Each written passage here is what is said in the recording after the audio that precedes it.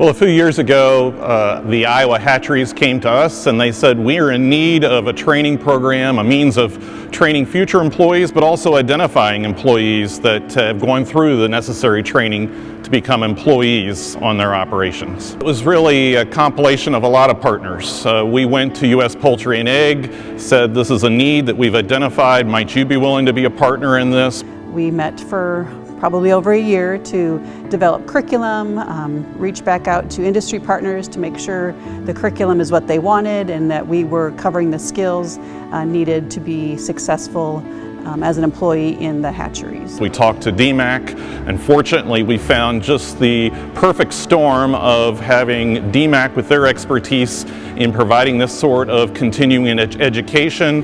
We identified an outstanding curriculum expert to put this program together, and then it was the funding and the partnership from U.S. Poultry and Egg, the Iowa Hatcheries, and of course Iowa Poultry Association all coming together to work with DMAC on the program. It's all set up in modules, the majority of which takes place in an online virtual setting, and of course through the years of COVID we learned like no other that this can be done. It can be done so very effectively. Target audience was to try to find people who would help us in gender identification of chicks. It's a lost art at this moment. We need people to replace the current sexers, they're called in our industry, and so that's really the target audience. We're hoping to try to find people that are willing to take on that new task, but also people that work in hatcheries or would like to work in the hatchery industry in Iowa. It's an opportunity to get that certification, to understand what hatcheries do, but also then to improve upon their knowledge through continuing education if you already currently work in a hatchery. It broadens your horizons into what is available in the animal science world. What sexers do is sex male from female, and there are a variety of ways to do that. The most complicated is called vent sexing, but it also pays very well.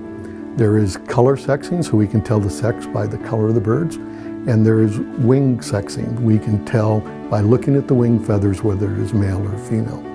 But all those fall under sexing, and sexers are very much in demand. Students were very happy to get the hands-on training from the experts in the field with the sexing training along with incubation training.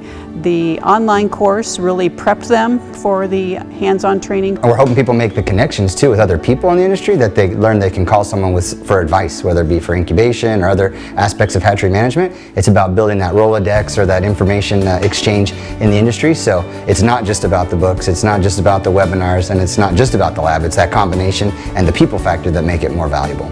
A lot of people overlook poultry as a animal science career, and in Iowa is now the #1 poultry state in the nation. So there's a lot of job opportunities within the poultry industry within Iowa. We continue to anticipate we'll continue to see growth on the egg side of things, but more so even on the broiler or meat chicken side of things.